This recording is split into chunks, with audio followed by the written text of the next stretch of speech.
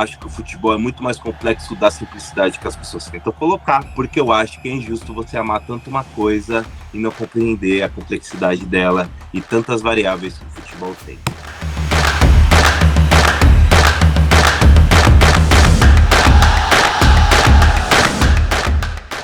Mais um episódio do Inside e hoje a gente vai tocar num assunto muito importante: como está sendo a formação das nossas crianças, a mentalidade das nossas crianças. Tivemos casos aí no Campeonato Paulista, também no Campeonato Carioca, de categorias de sub-9, sub-11 não poderem ter as presenças dos pais por mau comportamento deles mesmos. E hoje a gente tem o Rafael Ramos, psicólogo do Bahia. A gente vai querer conversar com ele, ouvir mais como que está sendo esses casos e como está sendo o rumo do nosso futebol brasileiro na sua formação. Rafa, é tudo com você, cara. Prazer estar aqui com vocês, né? Falar de um tema que eu já venho batendo há muitos anos, cara. Hoje eu trabalho na parte do Bahia, na parte dos esportes olímpicos, vôlei, basquete, futebol não é ainda, mas em breve vamos ter esse fé em Deus, né? Como esporte olímpico. Mas eu trabalhei muito tempo com futebol, cara. Eu trabalhei durante 10 anos com futebol. Desde 2014 eu entrei no Bahia, trabalhei na divisão de base, permaneci por 6 anos. E no Vitória, saí agora há pouco tempo, permaneci por 2 anos, quanto psicólogo e coordenador psicossocial do clube. E então minha trajetória foi muito mais em cima do futebol do que os esportes olímpicos. O esporte olímpico é algo novo que eu tô agora entrando e me deliciando com esse processo. Cara, quando tu fala aí vamos dizer assim, desse marco histórico que a Federação Paulista rompe com a entrada dos pais nos jogos, né, nas atividades, isso para mim é algo que me chama muita atenção, não só em jogos, eu acho que vem para além dos jogos, tá? Eu acho que vem para além dos jogos, e não só, vamos dizer assim, da parte da infância, mas também que vamos dizer que os futebol hoje, os clubes estão pegando atletas de 8 e até 20 anos de idade, mas a divisão de base é dos 14 aos 20, daqui para cá é iniciação, de 8 aos 13 é iniciação. Então, nessa trajetória aqui do 14 ao 20, onde eu mais convivi, tem alguns sinais de alerta que eu acho que a gente precisa ficar muito atento. Eu deixei esse livrozinho aqui, bem interessante para quem gosta, A Infância Entra em Campo. Ele vem trazendo, cara, 4 riscos muito importantes na formação de base de um atleta de futebol. 4 riscos. Eu vou citar aqui, ó: abandono escolar, lesão precoce, abuso financeiro e o pior de todos, abuso sexual. Não quer dizer que um é maior ou menor que o outro, mas um dos piores, vamos dizer que é abuso sexual, porque é algo muito velado que todo mundo sabe e ninguém tem coragem de abrir a boca para falar e fica todo mundo quieto. Se discutir isso agora, porque se dos 14 anos de idade aos 20 vem acontecendo isso, imagine cá embaixo. O nível de vulnerabilidade é muito maior. E aí vem a reflexão de dizer: e agora que os pais também estão sendo tirados da jogada? Tem um lado positivo, de os pais não estar presentes em treinos, em jogos, mas tem um lado negativo, que também o menino fica cada vez mais vulnerável para todo esse processo. Equilibrar essa balança, como é que a gente faz agora? E aí? Como é que a gente vai pensar em uma estrutura onde, e para piorar, que eu acho mais interessante, está falando de sonhos. Sonho que se inicia com 8 anos de idade, onde está um processo de desenvolvimento, onde a maturação fisiológica cerebral ainda está em fase de desenvolvimento. A gente vai num comportamento rebanho, por conta da nossa cultura que só pensa em futebol, e a gente está todos os meninos nasceu, menino, primeiro presente é uma bola. E a gente vai incentivando nossas crianças a esse processo de efeito manada, só que o funil é muito... Vamos dizer assim, eu ouvi isso de um professor dizer assim, um professor de futebol dizer assim: quem faz a curva passa, quem não faz bate no muro. Essa ideia de bater no muro, existe um dado no futebol que eu não até o dia de hoje eu não consegui encontrar da onde vem, mas existe dentro do mundo do futebol, desde quando eu convivi esses 10 anos, que diz que apenas 1% vira jogador de futebol. Então vamos dizer que a cada 100, um vira jogador de futebol, certo? Então, se um vira jogador de futebol e a gente está pensando nos 99% lá de trás, que ficaram para trás e sofreu todo esse tipo de abusos ao qual a gente falou aqui e de abandonos, o que é que vai ser desse garotada, cara? O que é que vai ser desse cara com 20 anos de idade que retornar para sua casa? Ele viveu dentro do alojamento, sendo criado por colegas de clube, por um monitor, por os profissionais. Ele retorna para casa com 20 anos de idade, onde ele foi abusado sexualmente, abusado financeiramente, uma lesão no joelho lá de grande risco e abuso sexual, sem nenhuma estrutura oferecida para esse menino. Então, assim, às vezes eu me coloquei em ponta de faca, muitas das vezes, por conta desse processo e dessas discussões que não eram feitas. E, no meu entendimento, enquanto profissional de psicologia, eu não posso estar neste lugar quanto esse, dentro dos meus princípios éticos e morais, ver isso e fechar os olhos e entender que eu vou trabalhar só alta performance. Eu não posso trabalhar alto rendimento em uma garotada dessa, sabendo que o outro lado está prejudicado, está assim, ó, de olhos fechados. E qual é o prejuízo disso dentro do campo, né, futuramente? Hoje eu vejo as pessoas que sofreram abuso, garotos que sofreram abuso, que passaram por a mão de alguns aqui do estado da Bahia, infelizmente, que vira resenha, vira brincadeira e assim por diante. Porque esses que vira resenha, galgaram um caminho muito positivo, que virou jogador de futebol, hoje isso é muito bonitinho, entre aspas, né? E aqueles que não? E aqueles que ficaram para trás? Eu acho que a estrutura do futebol ela tem que ser repensada no sentido de não é só formar um atleta de futebol, que é 1%, é formar um cidadão que tenha consciência de que aquilo ali é apenas mais um plano na carreira dele, é um sonho que é para ser vivido, sem sombra de dúvida. Eu acho que o esporte tem esse lugar, mas a gente precisa pensar também naqueles que não vão conseguir. A gente precisa se preocupar com a escolaridade desse cara, a gente precisa cercar dessas pessoas que estão ali para abusar financeiramente, sexualmente. Tem que tomar um alto cuidado para que nível de treino estamos tendo, que nível de campo estamos oferecendo, que nível de estrutura estamos oferecendo, para que as lesões não sejam algo constante. Então, assim, se você pega um campeonato baiano, sub-15, sub-14, vocês vão ver os jogos, é absurdo os campos da Bahia. Então, é toda uma estrutura que, de uma discussão, de pegar no macro, cara, é um absurdo, na minha opinião. E aí, muitas das vezes, eu vou ser julgado. Eu, enquanto profissional de psicologia, vou ser julgado porque, desculpa, eu não me calo, sabe? Eu acho que eu não vou para lá para pensar em alto rendimento. Eu acho que é muito... E aqui até a falar no sentido da psicologia, eu acho que a psicologia precisa ter um olhar maior sobre isso, uma discussão maior sobre isso, e não pensar a psicologia do esporte, por exemplo, só para o alto rendimento. Que isso aí a gente vai estar sendo um dos responsáveis por esses danos futuros. Mesmo aqueles que viram jogadores profissionais também precisam desse cuidado. Então, assim, aquele cara jogando bola, ele continua sendo um ser humano que tem as questões lá, que tem os traumas. Enfim, a gente percebe várias vezes porque a agressividade pode ser um sintoma, porque, enfim, isso pode se apresentar de várias formas, né? Dentro de campo, fora de campo, nas relações sociais. Eu tava pensando nisso, assim, também, até os jogadores que viram profissionais, a gente precisa ter esse cuidado também, porque eles não são super-homens, eles não são super-heróis, eles ainda sentem, Então, é um cuidado geral mesmo, é com criança, com adolescente, são com os adultos que se tornam jogadores profissionais, são com os adultos que não se tornam jogadores profissionais, e além disso tudo, eu colocaria a frustração, porque você imagina voltar para sua casa com 20 anos, depois de ter sonhado por 10, 15 anos, e não ter conseguido. Então, o quanto pode ter culpa aí no meio, a gente sabe que culpa também é um fator preocupante, né, para ansiedade, para depressão, enfim, para outras questões psicológicas. Então, eu acho que isso que você falou é muito importante mesmo da gente se aprofundar e da gente começar a falar, né, da gente começar, por exemplo, essa perspectiva dos pais não estarem presentes, não se fala tanto. A gente olha pro lado de, eles estão sendo abusivos ali, de estar gritando, de estar xingando os meninos, mas ao mesmo tempo essa retirada deles deixa eles vulneráveis. Eu não sei se vocês lembram da Raíssa Leal nas Olimpíadas, que teve uma questão lá de que ela queria que a mãe dela estivesse no alojamento com ela. E aí falaram que não podia, que era só os atletas, mas assim, ela tinha, sei lá, 16 anos, né? Nessa de agora, de Tóquio. E não, de Paris, né? Foi a mais recente. E eu lembro que teve essa discussão, assim, de tipo, nossa, mas ela é atleta, é medalhista e quer a mãe junto, que é isso. Só que ela tem 16 anos e ela tem todo o direito. Então acho que essa é uma outra perspectiva também muito interessante da gente pensar dessa proteção, né? Que é o impacto da presença do familiar no nível de concentração, né? E aí a gente traz muito algo pré-estabelecido, como se aquilo fosse desfavorável. Fazendo uma análise funcional maior, a gente precisa ter muito cuidado e ver se realmente pode favorecer o resultado, né? Essa presença dessa mãe lá, desse pai lá. Então não é simplesmente olhar para o negócio e dizer não, porque vai atrapalhar, não sei. Pode ser que ajude, vamos dizer assim, ó, ao decorrer do tempo, vai sofrer, vai ter algum tipo de comportamento relacionado a isso, é real. E agora, pouco tempo, alguns jogadores tiveram coragem de expor, de falar, de colocar a cara na tela, de dizer que alguns atletas da área fora do futebol, natação, a ginástica olímpica, abandonaram competições por conta disso. Estão tendo mais coragem de falar sobre saúde mental. Tivemos Setembro Amarelo agora, o nível de suicídio no mundo é surreal, certo? Então, quantas pessoas morrem? A cada 45 segundos morre uma pessoa por saúde mental no mundo. Então, no Brasil é 38 ou é 40 minutos por pessoa que morre por dia. Então, assim, a gente precisa ter muita cautela e muito cuidado com isso. Mas, voltando para o futebol,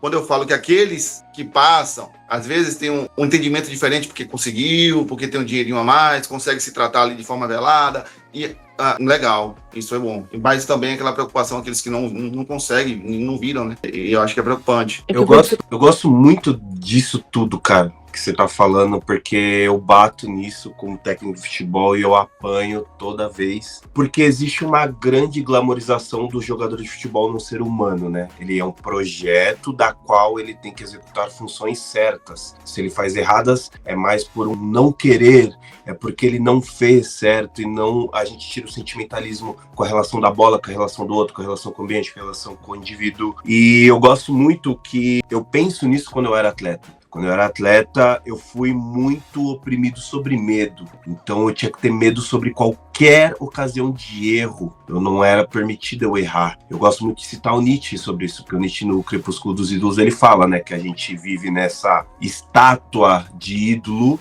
que dentro ela é oca, né? E o atleta de futebol, ele deixa-se, infelizmente, se permitir, porque é um estágio, você tem que ser oco e você tem que não sentir, você não pode. É uma fragilidade você ser humano no futebol. O Fernando Diniz fala isso. A partir do momento que um atleta de futebol entra no clube, para muitos pais ele para de ser filho, ele vira jogador de futebol. E eu senti uma dificuldade muito grande nisso, porque o futebol me causava dano de dor pelo erro. Então, se as pessoas ao meu redor me identificavam como jogador de futebol, eu lembrava daquele momento do não erro. Então, olha como os desafios do campo eles vão se permeando para todos os lados que você tem. E eu virei técnico de futebol para fazer com que a relação com o jogo dos jovens, das meninas e dos meninos sejam melhores do que a que eu tive. E é muito legal, Rafa, você ver isso, mas a gente tem essa coisa cultural do brasileiro da incutição do medo. Tudo tem que ser em privilégio do medo, porque o errar é algo não divino no futebol. Se você acertou, você vai ser premiado. Se você errou, você ou vai ser excluído, vai ser expulso, vai ser menosprezado, vai ser prejudicado. Como que a gente consegue desincutir esse medo? Como que a gente consegue fazer um jogo que é de provocações, um jogo que é de intuição, um jogo que é de confiança, a gente conseguir desmistificar sobre o ambiente dessas crianças que são, todo dia, incutido no medo, e hoje principalmente a uma distância de tela sobre esse medo tão aparente que para elas é real. É o tempo todo sobre cima do aversivo mesmo, tá? E esses que não vão se adaptar a esse processo, a tendência é fazer um nível de corte e de exclusão muito grande, tá? Então tem que se manter calado, tem que se manter de boca fechada e aceitar tudo.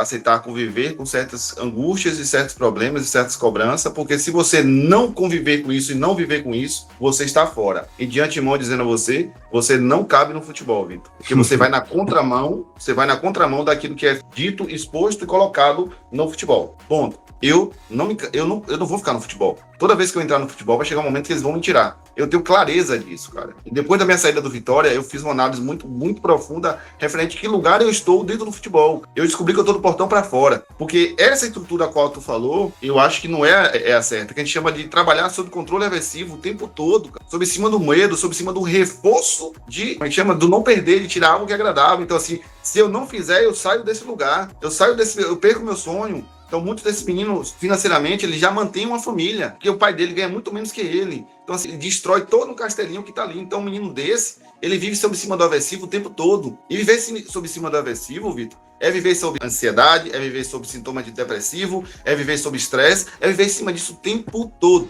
É o tempo todo sobre essa estrutura aí. Então, ele pode ter o talento que for. Se ele viver em cima dessa estrutura, ele não suportar, ele vai uma hora ruir. Eu concordo que o esporte, aqueles que vão, a teoria de Darwin, né, se adaptou, fica. Concordo plenamente. Mas, será que tem que ser dessa forma? Se tem que ser desse jeito? É uma situação que muitas vezes eu questionava, a estrutura do alojamento tá assim, assim, assado, eu enquanto coordenador social do clube. Tá assim, assim, assado. Tá ruim, tá... Aí eu já ouvi resposta dizer assim pra mim, na casa dele é pior. Eu acho que a nossa cultura esportiva do Brasil é dizer, se veio pra ser atleta no Brasil, tem que sofrer. Exatamente. Pega os atletas, passe na sua cabeça atletas campeões aí, mundiais aí. Pega eles aí, não só do futebol, de todas as estruturas. São poucos aqueles que não passou pelo nível de sofrimento e a mídia deu voz a esse sofrimento. E é muito legal, Rafa, você falar isso, porque agora existe uma correlação sobre o privilégio que não é privilégio. Exemplo, treinadores que ficam ultra incomodados falando assim, vocês com essas chuteiras boas, eu não tinha chuteira boa. Como se uma chuteira boa tem que ser um êxito dele jogar melhor do que ele foi. É o que eu falo. O seu azar não precisa ser o azar do outro. Não quer dizer que você teve mais sorte que o outro tem que ter azar. Porque hoje você só joga em campos bons. Que bom que a gente só joga em campos bons. Parece que as pessoas que estão em muitos comandos, elas só querem se permitir mandarem alguém, ter um controle sobre alguém e ministrar essas razões. Então é muito legal, né? Você pega uma criança que tem um senso frágil ainda, de autocrítica, de crítica sobre o ambiente, e você consegue modelar ela a toda aquela coisa. Eu lembro de um menino que ele veio falar comigo numa equipe minha, que ele falou assim: professor, eu não gostaria de sofrer para jogar bola. Ele tinha 11 anos de idade. Professor, eu não gostaria de sofrer para jogar bola, porque ele ouviu isso de um outro professor. A sensibilidade dele de pensar sofrimento, jogo, pra ele não fazia sentido, porque pra ele era uma brincadeira, pra ele era divertido, era legal. E era pra ser, né? Essa é a ideia. O Rafa, do sofrimento, eu acho que é legal a gente pontuar que é um sofrimento social, né? Porque assim como a gente já sabe, é muito mais fácil de controlar alguém que tá passando necessidade, que ganha muito mais do que o pai, que precisa sustentar aquela família. Você consegue botar mais no cabresto ali do que alguém que já reflete um pouco mais, que inclusive foi uma das coisas que você falou quando você veio aqui na minha cidade, naquele evento que teve, de a sua forma de fazer as pessoas pensarem e sentirem e conseguirem se expressar, os meninos muito jovens assim, aí você fazia as dinâmicas, enfim, você, né, pensava nisso aí, porque quando alguém tem mais consciência, é mais difícil de ser controlado, de ser dominado. Quando não, você faz o que precisa ser feito, né, o que as pessoas estão falando pra fazer. Então acho que esse sofrimento social, além de tudo, tem essa cultura do futebol também, de superação, de veio da favela, de veio da periferia, e de essa imagem do herói que superou tudo, né? Aquele ciclo que a gente sabe. Então, você tava falando disso, eu tava pensando, né, no quanto o futebol, ele mantém algumas estruturas, uma de controle e a outra dessa imagem de superação que pro futebol é super importante, é emocionante, aquela coisa toda. Então, quando tem uma chuteira melhor, quando tem um campo melhor, quando tem uma família mais bem estruturada, mas aí você é privilegiado, né? Que é o que você falou, então privilégio, não privilégio. Né? Quando a gente fala de pensar, de trazer essas reflexões, aí eu me trouxe a lembrança das atividades que a gente desenvolvia lá. Quando eu falo a gente, existia toda uma estrutura de profissionais por trás disso, psicólogo, assistente social, né, os outros que teriam engajamento nessa mesma visão de olhar na formação, não só que chama do jogador atleta em si, mas do cidadão. E a gente tinha o slogan de dizer assim, não é apenas 1%. A ideia não é apenas 1%. E aí me traz a reflexão aqui, Fernando e Vitor, que é um ambiente racista, machista, homofóbico e assim por diante. Todos os atletas que eu vi que se declarou homoafetivos foi ao sair do futebol. Sim. Todos. Eu não vi nenhum se declarar durante o futebol. Eu acho que esse aí, se ele fizer isso, ele vai sair do futebol em algum momento. E se for na divisão de base, isso é pior ainda. Muito pior. Porque aí isso aí vai ser algo às portas. Só ele andar de forma diferente, ele falar de forma diferente. Eu tô falando isso porque eu tenho um atleta que eu gosto muito dele, hoje é meu amigo, saiu da divisão de base, ele me permite sempre, eu sempre falo, velho, toda vez que eu vou falar de alguma coisa, eu vou trazer você como referência, tranquilo. E ele escrevia poesia, e o apelido dele se tornou o poeta, porque ele é o cara que ele era excluído. Ele é excluído do grupo, ele é excluído por ser diferente, por falar bem. Ele é excluído por estudar, cara. Ele não cabia ali. Depois eu até mando pra vocês uma poesia que ele fez pra mim, pelo nível de eu tentar ajudar a ele nesse processo, e ele se identificar e cair fora do futebol e dizer, pô, isso não é meu. O boleiro. Se você não for o boleiro, você é excluído. Eu sofria por ouvir outro tipo de música e ler. Ler era um crime. Ler era um crime pros técnicos de futebol, porque eles me achavam mais frágil, porque eu estava lendo. Então, se eu estava lendo, eu estava tentando ser mais inteligente que ele. Se eu estou tentando ser mais inteligente que ele, eu tenho que boicotar ele de alguma forma. Então, algumas vezes falam assim, você vai fazer faculdade, né? Porque, tipo, cara, que bom, né? Vou fazer faculdade. Mas isso era um xingamento. Do tipo, você é uma pessoa inteligente. Isso é um xingamento. Então, a gente tem essa cicatrização do futebol sobre o pensar. O pensar no futebol não é permitido. Um exemplo disso é o Danilo, do Flamengo, que ele foi expulso, né, no jogo contra o Bahia, e uma enxurrada de comentários. Tá militando demais, jogando de menos. Postzinho na internet Então, assim, ligam ele a você tá sendo intelectual demais e jogador de menos, né? É muito bizarro quando a gente vê isso na prática, né? Um jogador aí agora que deu uma entrevista, esqueci quem foi, falando sobre essa ideia, né? Que deles, eles não são formados no processo de saber dar uma entrevista, de ter um nível de conhecimento. Então, assim, é a realidade. Eu tinha um atleta que o apelido dele que eu passei era simplesmente pelo fato de que ele era financeiramente muito bem, né? Então, eles vinham dizer que ele comia leitinho, então... Eu sinto que a gente tenta segurar essas questões na mão e elas vazam para todos os lugares, porque a gente falando isso, poucas vezes eu vejo as pessoas refletindo sobre isso. Os danos em que os técnicos da base sofrem também, porque eles são incutidos a reagir dessas formas. Porque eu sempre falo, eu fui resistência em todo lugar, e fui mesmo. E eu tenho minhas ideias, eu penso do meu jeito, eu faço as coisas do meu jeito. E se você não quer, cara, você me contratou sabendo as coisas que eu proponho. E o dano que é para um técnico de futebol de base, porque muitas vezes ou ele não recebe ou ele recebe muito pouco, aí ele tem que trabalhar de outra coisa para trabalhar também na base, aí ele só tem aquilo e aí ele tem que ganhar, mas muitas vezes ele também tem que vender, aí vende jogador, ele perde jogador, não tem outro jogador da mesma posição, aí o diretor não quer saber, ele quer que você ganhe, ele quer que você ganhe com recurso zero, ele quer que você ganhe com ruim, com bola ruim, que você ganhe do Real Madrid, e o quanto é solitário também. Eu costumo ver técnicos de base com dano psicológico irreparável, assim. Elas se transformam em pessoas horríveis. Eu tive um fragmento disso. Por quê? Porque foi incutido por mim. Aí eu parei, olhei e falei assim, opa, eu não sou isso, eu sou outra coisa. Mas, Vitor, assim, eu falo que o futebol baiano, eu vou dizer pela minha realidade, o futebol baiano, ele tem, somente nos 2 maiores clubes da gente aqui, ele que mantém as pessoas nele não é o lado financeiro, porque o lado financeiro não é lá essas coisas, cara, pra base, divisão de base, tá? Mas o que nos mantém dentro de um processo desse é que é o social, sabe? É o reforço social. Aqui onde eu moro, eu era psicólogo do primeiro clube. Quando eu saio do primeiro clube que eu vou pro segundo, eu sou traíra. Eu passei o traíra. E aqueles que é do segundo clube torcedor começam a me dar palma e abraço e dizer que eu, tô bem, pá, massa. Por mais que eu trabalhava na base, quando o time ganhava, pô, Rafael, massa, velho. Então, assim, é muito mais do social, do nível de visibilidade, daquilo que as pessoas te enxergam, como as pessoas te enxergam. E muitos dos técnicos da Bahia vieram do futebol também. Então, assim, eles alcançaram um lugar de visibilidade ao qual o futebol, que eu falo assim, ser jogador, não te deu. Muitos passaram por esse processo. Então, assim, é muito desse lugar narcísico de viver a vida, do eu, de a galera me ver, do reconhecimento, e é um real, cara. A gente é movido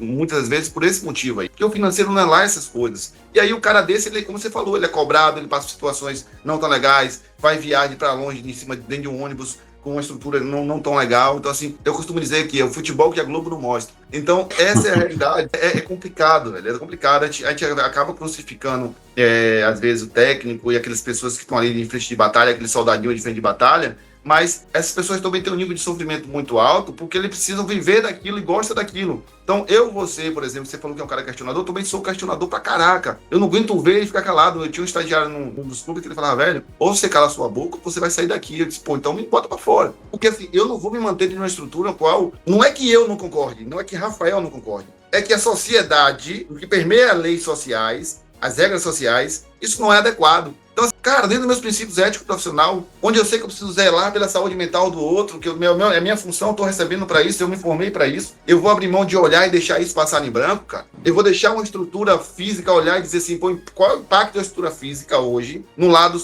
mental de um atleta de futebol, onde o cara não dorme bem, onde o cara não só anda doente por causa da estrutura. Então, tem muita coisa a ser discutida. Eu não vou mentir a você, eu tentei bater na porta da CBF em alguns momentos, com pessoas a qual eu trabalhava lá dentro que eu conhecia, mas eu acho que, desculpa a CBF se eu estiver errado, tá? Mas quem me trouxe um olhar, disse que não era o momento de conversar sobre isso. Então, eu não sei se é a CBF, ou pode ser a pessoa. Então, desculpa a CBF se eu estiver falando besteira. Mas é uma realidade, cara. É uma realidade que a gente precisa estar aberto. E eu vou abrir uma outra pauta aqui agora para a gente discutir muito. Você sabe o que é o pior de tudo? É que as escolinhas de futebol tá virando mini-clubes. E laboratório, é um laboratório. Um laboratório de ganhar dinheiro, certo? E de fazer jogador. O que os empresários perceberam? Esse mercado está aberto. Os clubes estão pegando cada vez mais cedo. Então eu abro a escolinha de futebol, começo a fazer competições e participar. Tem competições de grandes nomes aí no Brasil que participam todos os clubes. E é clubes e escolinhas. Então as escolinhas antigamente que não participavam de competições, Campeonato Baiano, por exemplo, a escolinha não participa. Só precisa ser clube. Tem competições hoje na Bahia que envolve clubes, na Bahia não, no Brasil, que envolve clubes e escolinhas, que é melhor que o Campeonato Baiano. A estrutura é melhor. E aí virou, rapaz, um conhecido, que o filho dele treina 5 vezes na semana, em 2 escolinhas diferentes, e joga sábado e domingo. Cara, qual é o impacto disso na vida desse menino? Essa era a minha vida. Sabe por que ele me perguntou? Eu tô achando que meu filho tem TDAH. Já bota um diagnóstico no menino, já começa a tomar remédio, condiciona a vida do menino a... Porque você pega um menino de 9 anos de idade e coloca dentro de uma rotina dessa, o que o menino vai ser? De manhã a escola, treina em 2 lugares diferentes. Ainda treina no time da escola, pra ganhar com desconto. Ele sai de uma escolinha e vai treinar futsal. Então, qual é o impacto social, cognitivo e emocional de um menino desse? Eu falo que eu fiquei muito próximo dos livros filme, música, porque não dava tempo de eu ir na casa dos outros, não dava tempo de eu ir em festa, não dava tempo de eu ir em shopping. Então eu tinha que arrumar amigos. Então meus amigos foram os livros, meus amigos foram os filmes, meus amigos foram os desenhos. Eles eram os meus amigos. Porque simplesmente a estrutura não deixa. Ela não deixa você se apoiar em nada. Ela não tem calma, ela não tem tempo. Não existe tempo, não existe calma. É tudo à pressa. Então você tem que se ligar de alguma forma. E aí eu acho horrível essa frase, mas ela é real. Que é, eu vejo mais a galera que eu jogo junto do que meu pai e minha mãe. Cara, isso é um dano tão grande, essa frase, que eu tinha um orgulho dela e hoje eu vejo o quanto eu falo, não, quero que vocês vão para casa. Porque você tem que ser mais coisas. Você não pode ser só isso. Não dá para ser só isso, gente. Tem prazo de validade. Não dá para ser só uma coisa. Vocês podem ser muito mais coisas. O futebol é algo que eu amo, eu gosto de ser técnico de futebol. Mas o Vitor consegue ser tantas outras coisas que ele tira o futebol de lado e ele consegue se apaixonar por mais coisas. Eu acho que é isso. Esse garoto, ele não tem tempo nem de saber do que ele gosta, além do futebol. Sou de Salvador, mas eu morei numa cidade chamada Taperoá, aqui na Bahia. Muito pequenininha a cidade, muito pequena. Toda vez que eu retornava lá agora, depois que eu trabalhei nos clubes de futebol, eu passava pelos lugares e eu via as pessoas me olhando. Assim, do nada, assim, me olhando, sabe? Me olhando. Dois motivos. Por não me reconhecer, depois de muitos anos que eu voltava, e por saber que eu era psicólogo de um dos clubes. Qual é a reflexão? Para pensar em um garoto que vive em uma cidade muito semelhante à minha, muito pequena, ao retornar para a sua cidade, não vejo nem Vitória Conquista, Vitória Conquista é grande. Vitória Conquista eu vou resumir ao bairro. Ele, ao retornar para a cidade dele, como é que esse menino é visto? Ele fica mais conhecido que o prefeito da cidade. Rafael, eu não gostava nem de falar que eu jogava no Palmeiras quando eu estava na escola, porque era um inferno isso. Era um inferno isso. Eu queria trazer aqui e pedir para você comentar, Vitor, também, esse processo de adultização, né? Porque quando você fala que o menino joga todos os dias e joga no final de semana, tá exigindo mais emocionalmente, fisicamente, psicologicamente dele, do que a idade, né, do que a faixa etária dele ali, muito provavelmente não, né, com certeza aguenta ou suporta. E aí a gente vê um processo de adultização que teve o seu ápice agora, talvez, pela publicização, né, do Felga, do vídeo, eles começaram a discutir, mas a gente sabe que isso é de muito tempo. O Vitor foi jogador, sei lá, 20 anos, né, quando ele tava na base e tal. Não sei se eu tô te dando mais idade, tá? Não, mas é isso aí, né, uns 20 anos aí. Então, e ele fala sobre isso, e isso já vem acontecendo há um tempo, mas agora o assunto está sendo mais discutido. Então eu queria que você falasse um pouco mais disso também, né, dessa adultização, porque para mim é uma criança como uma mercadoria, como alguém que você pode ganhar dinheiro. Não tô falando que o seu amigo tá fazendo isso, tá, seu conhecido, mas é um processo às vezes muito inconsciente também de, ele gosta de jogar, ele pode ser jogador de futebol. A mesma coisa de gosta de jogar vôlei, gosta de jogar. Porque o futebol é o esporte mais popular, a gente sempre pega isso e bota um holofote nisso. Mas a mesma coisa também de gravar vídeo da criança na internet, de criança começar a fazer conteúdo, de ter canal do YouTube, ter uma periodicidade para fazer aquilo. Chega da escola, tem que gravar o vídeo. Chega da escola, joga a bola, enfim. E fazer conteúdos do seu filho sendo mandado embora de testes e ganhar dinheiro com isso na internet. Conhecemos um caso aí, tá um caso bem famoso, né? Então eu acho que tudo isso tá nessa mesma peneira, né? De adultização. Então eu queria que você comentasse um pouco também, relacionasse, o que você pensa. Falar assim, não, é porque ele gosta de jogar futebol. Ele fez outra coisa. Ele sabe fazer outra coisa. Ele foi exposto a outra coisa. Ele foi jogar vôlei, talvez ele goste mais de vôlei do que de futebol, mas não joga, né? Ele foi brincar, ele foi se divertir. O lado cognitivo da criança é desenvolvido através das brincadeiras e das convivências sociais. E ele é privado muitas vezes para ver só naquele mundo ali, onde é o mundo só do futebol. E aí esse mundo vai gerar algumas cobranças que vai ter um retorno, a consequência de ansiedade, de nível de frustração. Não estou dizendo que a criança não deve se frustrar. Deve se frustrar. No entendimento, a criança se frustra sim para ser um adulto mais forte. Mas de que nível estamos falando, tá? Depressão, estresse com sintomas físicos, psicológicos, baixa autoestima, que o nível de cobrança de um garoto desse é lá em cima, certo? Então, assim, a perda da infância, o abandono escolar, são diversas coisas que estão associadas aí, que ele vai, ao decorrer da vida, somando, que não chega um momento que não vai aguentar. E aí vem os burnout da vida aí, em crianças e adolescentes. Então, assim, a gente precisa ter muito, muito, muito cuidado. Essa adultização, quando a gente fala, é que nível de cobrança estamos colocando, que nível de carga física estamos colocando, né? Por exemplo, eu tenho esses meninos que eu acompanho aí, por aí, né, no mundo do futebol, você vai nesses jogos, o menino tá cheio de suplementação, carga física surreal, o cara treina em 2 lugares para correr atrás de bolsa de escola, para correr atrás de um sonho que muitas vezes não é nem da criança, é porque meu pai gosta de jogar bola, meu pai foi jogador de futebol. Então, coloca-se uma carga muito alta onde a criança não convive socialmente com outras pessoas. Eu trago essa ideia do meu conhecido porque eu falo que ele é absurdo, desculpa ele, mas é a verdade. O menino não tem outra vida a não ser futebol. Escola, futebol, dormir, escola, futebol, e é isso aí, essa é a rotina dele, Então, assim, essa é uma serialização. Você pega algo que é de um adulto, um atleta adulto, que tem todo o acompanhamento de fisiologista, médicos, psicólogos, babá, e joga em cima de uma criança que não tem. Então, treina a semana toda, numa carga de 4 horas, assim como um atleta, e joga e pega a criança no final de semana, toma jogo. O nível de competitividade é altíssimo, onde os pais ficam, se tiver oportunidade, eu já tive a oportunidade de estar aqui em competições de escolinha de futebol, onde os pais saem na mão, de caso na Bahia de tiro, e sai na mão, xingando um ao outro, de pai xingar a outra criança, de chamar de tudo que é nome que você imaginar. O técnico também é exposto a uma situação extremamente estressante, porque geralmente não é estádio, é escolinha de futebol, onde o pai tá aqui, o alambrado, e tá o técnico do outro lado. A única coisa que protege é o alambrado, e aí vai xingamento, vai água, vai de tudo que vocês imaginarem. Então, a gente tá expondo essas crianças a um nível de ambiente aversivo muito alto, na minha opinião. Eu sou defensor que tem que ter. Agora sim, de que forma? Como vamos parar, vamos repensar. Vamos ver os danos que isso pode causar. Parar para repensar um pouco, ver de que forma vai ser saudável. Então, se você consegue colocar uma estrutura um pouco diferente, repensada, eu acho que vai amenizar muito esse processo. Muito. Porque é apenas 1% que vira jogador. A minha preocupação é quando essa galerinha de 20 anos aí, chegar lá na frente e não conseguir fazer a curva, como disse o professor lá.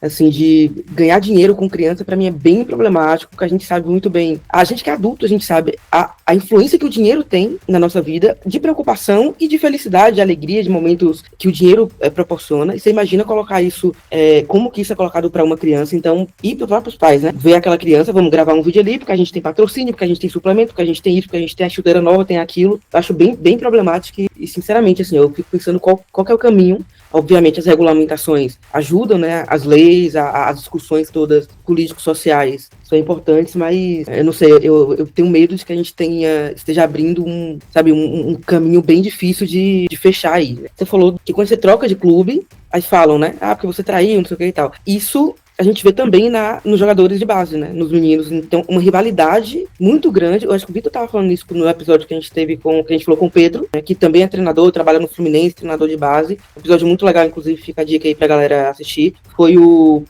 antepenúltimo, né? Uhum. O penúltimo foi sobre o Neymar e o antepenúltimo foi com o Pedro. E aí ele falava disso, assim, de uma rivalidade já na base que não é saudável. Então, queria que você comentasse um pouquinho disso também. Se você percebe, você trabalhou no Bahia, trabalhou no Vitória, se você vê que essa animosidade já está muito presente nos meninos aí de 8, 9, 10, enfim, nessas faixas etárias de menor idade. Né? Esse é um processo de imitação, né? Então o menino acaba trazendo as referências de cada clube. Tal jogador ali do clube jogou a vara, tal jogador imitou a galinha. E eles acabam imitando e vão criando essa rivalidade, de certa forma, muito forte. Né? Isso é real e muito claro. Então, quando vai de um lugar para o outro, que puxa de um clube, acaba tendo essas confusões, essas brincadeiras reais de que, você foi trair, você isso, você aquilo. Isso é algo que é muito alimentado entre eles, né? Porque por conta de exemplos, né? Não tem jeito, eles vivem através de exemplos, eles vão seguindo modelos. E o que eu acho mais legal é que tipo de modelo estão falando. Um atleta que nem o Vitor está dizendo que, né, da história dele, será que é um modelo para eles? Que tipo de modelos estamos falando? Abrindo um pouco mais, Vitor, para ser jogador de futebol, é necessariamente ter talento? Só isso? Quantos com talento que você viu no decorrer da história não conseguir, não fazer a curva? Vários. Muitos melhores até dos que estão aí, muitos. Mas é bem legal tudo isso que vocês estão falando. Eu fiz um vídeo uns tempos atrás que foi uma dor de cabeça, porque eu fiquei 2 meses ouvindo um monte de gente falando groselha. Alguém fez um recorte sobre um Palmeiras e Santos do Sub-9. E simplesmente a pessoa achou de bom tom recortar só os momentos de violência do jogo. Mas não era uma crítica, era mostrando, olha como é lindo. A base raiz vem forte. A base vem forte, né? Coisas assim. Eu fiz um vídeo mostrando que aquilo não era futebol. Eu falei assim, nossa, que engraçado. Aí eu fui ver o jogo inteiro. E foi um jogaço. Aquilo eram reflexos muito pequenininhos, sabe? Só que o vídeo que a pessoa fez, ela ganhou tanto engajamento que os meninos que jogaram aquele vídeo estavam curtindo e falando, isso mesmo. Aí as torcidas já falando, nossa, olha que coisa linda. E a minha crítica foi justamente sobre, gente, o que a gente tá querendo? O que a gente tá incutindo nas crianças? Porque, como você falou, gente, todo mundo quer ser adorado, todo mundo quer ser visto, todo mundo quer ser premiado. Se a gente continuar incutindo isso, as coisas vão partir para esse princípio.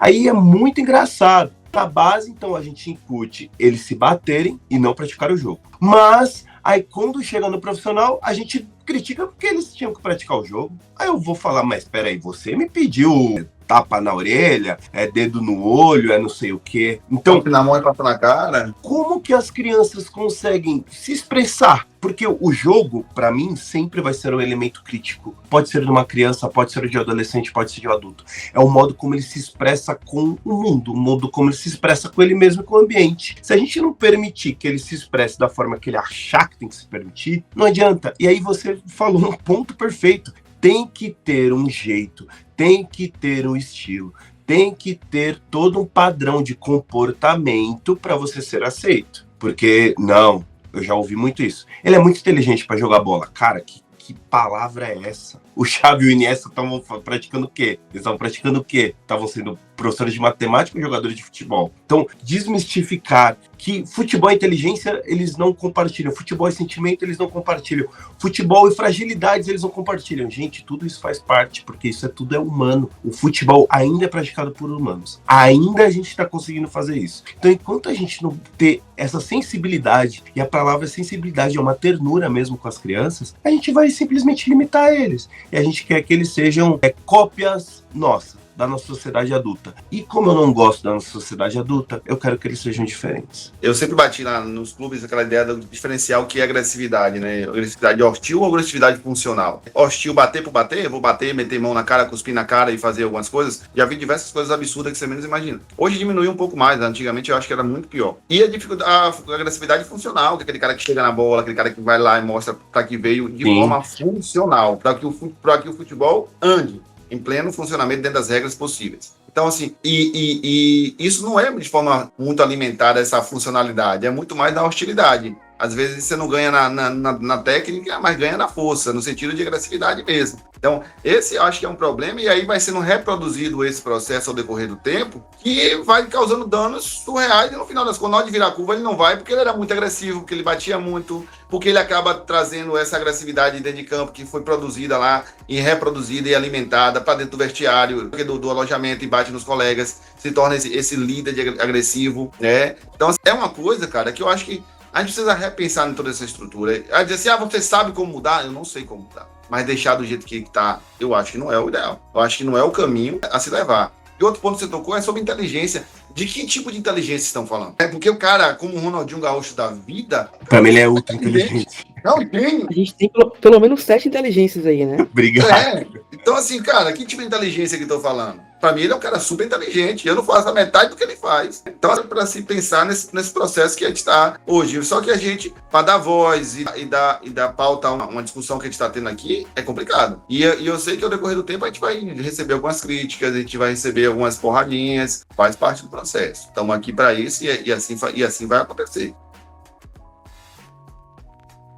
Como uma última pergunta para o Rafa. Rafa, cara, desde já, muito obrigado pela sua participação, velho. Foi maravilhoso te ouvir assim. Fernandinha sempre com perguntas maravilhosas. E a minha última pergunta para você é: como pais, treinadores, gestores, torcedores conseguem fazer um ambiente muito mais nutritivo e saudável, uma relação melhor com o futebol? Quais seriam as suas dicas para o pai que, beleza, um treinador, um gestor, um torcedor que está aberto a conseguir fazer com que a relação de uma criança, de um adolescente, seja melhor? Primeira coisa, cara, que eu acho também o entendimento é entender que são crianças. É o primeiro ponto. É que são crianças. Entender dessa forma, entender que não são máquinas que estão ali para reproduzir o que está posto. É fazer com que seus filhos também entendam que aquilo ali é só mais uma parte do processo da vida. Que existe uma outra estrutura de vida que está funcionando por trás daquilo. Então, o brincar, o se divertir, o sair com os amigos, viver a vida, viver a infância, viver a forma de... Uma coisa que eu acho surreal, as crianças de hoje em dia, as adolescentes, estão achando que escola não serve para nada. Não serve para nada. Não serve para nada. Então, assim, como conscientizar esses pais, por exemplo, que vai para... Pô, eu fico triste quando eu vou para competição, eu vejo os pais no nível de cobrança com os filhos. Seu filho tá ali para brincar, se divertir. Da mesma forma que eu pegava minhas 2 travezinhas de madeira que a gente passava a tarde construindo para jogar bola no meio da rua de noite. Fechava a noite e brincava com 10, 12 anos de idade. era brincadeira, era de ludicidade, era se divertir, dar risada. Futebol acabou essa parte, cara. Então, assim, eu não tenho uma resposta pronta para solucionar o problema do futebol, não tenho. Mas eu acho que quem tá na frente, quem tá no comando, precisa parar e repensar e se preocupar também, o dirigente dos clubes, se preocupar com, não só com aqui agora, mas com o futuro, com o que vai ser deixado ao decorrer do tempo, com o que vai ser deixado com essas crianças e adolescentes que daqui 5 anos que estão lá dentro, que são colocados para fora, ali na última lista, dizer não tem mais contrato, não vou fechar contrato profissional com você. Então, assim, eu não estou dizendo para que vocês vão dar cursinho pré-vestibular para todo mundo, vocês não vão dar uma profissão para todo mundo. Não. Mas se você bota pessoas mais críticas, com nível de conhecimento maior, com essa estrutura onde psicólogos, assistentes sociais, pedagogos, começa a discutir sobre para além do futebol, onde a comissão técnica está associado, essa divisão, essa dicotomia muito clara dentro dos clubes, que aqui é futebol e aqui é área social. Cara, que área social é essa, cara? Para mim, técnico de futebol que não é um bom pedagogo, não é técnico de futebol. E aí, trazendo para minha área da psicologia do esporte, é como se só os problemáticos interessassem a você. Esse aqui, tá muito, muito agressivo, muito não sei o quê, e você não se preocupa em fazer um trabalho de médio a longo prazo dentro de uma estrutura que não é tão legal, que é danosa e assim por diante. Então, é repensar nisso, é fazer com que tenha uma relação entre todas as áreas, nutrição, psicologia, técnico, todo mundo precisa conversar em conjunto para a formação de um cidadão, de um atleta, que eu costumo dizer, o clube sem 1% ele não sobrevive. Então, a gente precisa formar um atleta que, pelo menos, seja vendido e garanta, pelo menos, 3, 4 anos da formação da base. Mas, ao mesmo tempo, a gente precisa, de certa forma, entender que existem vidas após futebol. Entende? Ao sair dali, eu acho que a gente precisa se preocupar com isso. Eu me preocupo. Não vejo máquinas ali. Então, hoje eu acompanho vários ex-atletas da base da minha época. Eu vejo vários que estão desqualificando o trabalho de ninguém. Pelo contrário, eu acho que é digno e pronto. Mas, em compensação, a gente precisa entender que tipo de trabalho hoje eles estão executando. Que, sabe? Então, já tem alguns relatos de atletas que se envolveram com tráfico, que perdeu vida com tráfico, que tem dívidas com agiotas por conta de jogos, que fica na ilusão de ganhar dinheiro com jogos. Então, pode salvar alguns, cara. A gente pode ter um olhar um pouco diferenciado, a gente pode criar uma estrutura mínima dentro do clube, a gente pode dar uma valorização à escola, a gente pode cercar assim, de segurança para que não venha a ser abusado financeiramente, sexualmente e assim por diante.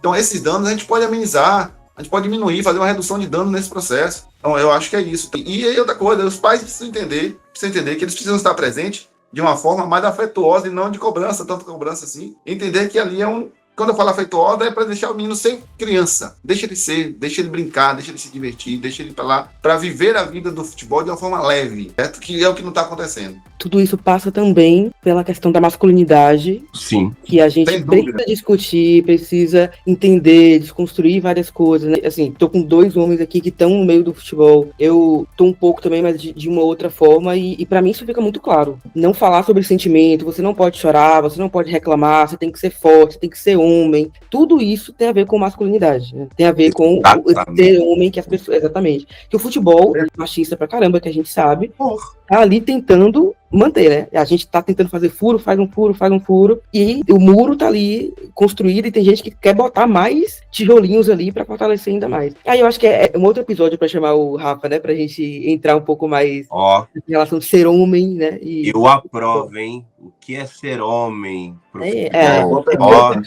O homem é ocupado aí, tá? Mas se ele puder... Dá um tema de 5 horas isso daí. É uma situação complicada, que no futebol o machismo ele impera de uma forma surreal. Fernanda, Vitão, muito obrigado, prazer falar com vocês. Fernanda, prazer rever. Vitor, prazer te conhecer. Estou à disposição de você para essa discussão. Como eu falei com a Fernanda no início, é um tema que eu já venho batendo. Quando eu conheci a Fernanda, acho que foi 2018 ou 2019, mais ou menos, nessa época aí. E eu já vinha discutindo sobre isso, eu já vinha falando muito sobre isso, e para romper um pouco da sala de aula, né, do mundo da psicologia, a qual eu saio palestrando, é muito difícil. Então, acho que aqui eu tô rompendo uma barreira que vai dar pano pra manga, acredito eu. Então, e é necessário fazer, cara. Eu acho que é extremamente importante fazer. É uma crítica que não é no sentido de criticar simplesmente por criticar. É crítica de construção. É crítica de a gente se preocupar, é de tentar entender, tentar repensar, recalcular a rota, o que seja. A gente precisa repensar esse processo. A gente precisa ver quais são os danos que isso está tendo. Se não tiver dando danos, beleza. Cada um com sua consciência e sua forma de pensar. Mas, na minha opinião, o dano é muito grave e a gente precisa repensar e ver de que forma isso vem acontecendo.